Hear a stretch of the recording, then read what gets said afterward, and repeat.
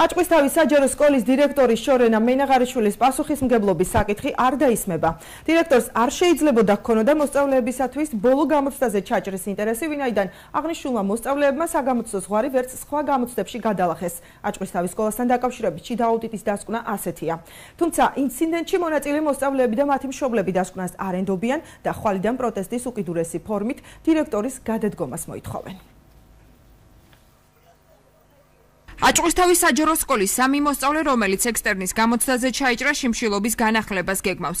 გადაწყვეტილება აჭარის განათლების სამინისტროს აუდიტისა და ინსპექტირების სამსახურის დასკვნას უკავშირდება, რომლის თანახმადაც დირექტორის პასუხისმგებლობის საკითხი არ დაისმება. აღნიშნული მოსწავლეები 20 თებერვალს დარეგისტრირდნენ ექსტერნატის გამოცდაზე და მათ უნდა ჩაებარებიათ 12 საგანში გამოცდა, რაც შეეხება კონკრეტულ საგანს, რუსულს, იყო ბოლო საგანი და შესაბამისად მათაც მოსწავლეებს და სკოლასაც ჰქონდა ინფორმაცია იმის შესახებ, რომ მანამდე წინა დღეებში ეს ბავშვები რამოდენიმე საგანში და არა ერთში უკვე მიღებული ჰქონდათ დაბალი შეფასება.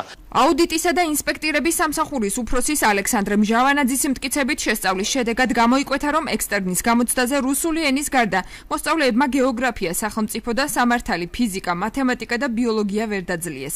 მჟავანაძის შეფასებით აღნიშნულიდან გამომდინარე, დირექტორს არ შეიძლებოდა ჰქონოდა აპლიკანტების ჩაჭრის ინტერესი. კარნახისთვის დირექტორი ვერ იქნებოდა ან არ შეიძლებოდა ყოფილიყო დაინტერესებული, რადგანაც მან უკვე იცოდა, რომ ამ მოსწავლეებს ექსტერნატის გამოცდა დაუძლებლად ეთვლებოდა წინა საგნებში, რამოდენიმეში იყო ჩაჭრილი. ინციდენტში მონაწილე აჭყვისთავის საჯარო სკოლის ყოფილი პედაგოგი ამბობს, რომ სამინისტროს პრობლემა ადგილზე არ შეუსწავლია და დასკვნაში მოყვანილი ფაქტები ტყუილია. ხათუნი მენაბდის თქმით, მოსწავლეები არ დაკითხულან. განათლების სამინისტრომ დღეს აჭარის განაცხადა ურცხვით ყუილი, რომ ჩატარდა მოკვლევა.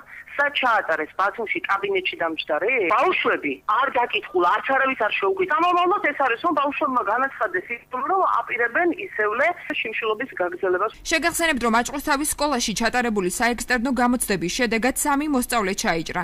მიზეს მოსწავლეები დირექტორის მხრიდან ტესტის მცდარი პასუხების კარნახს უკავშირებდნენ. ამასთან გამოცდაზე მიღებული არასახარბიელო შედეგების შემდეგ მხარეები ერთმანეთს ჯერ სიტყვიერად დაუპირისპირდნენ, რაც მოგვიანებით ფიზიკურ გარჩევაში გადაიზარდა. მოხდართან დაკავშირებით შინაგან საქმეთა სამინისტრომ მოკვლევა ცემის ფაქტზე 125 მუხლით დაიწყო.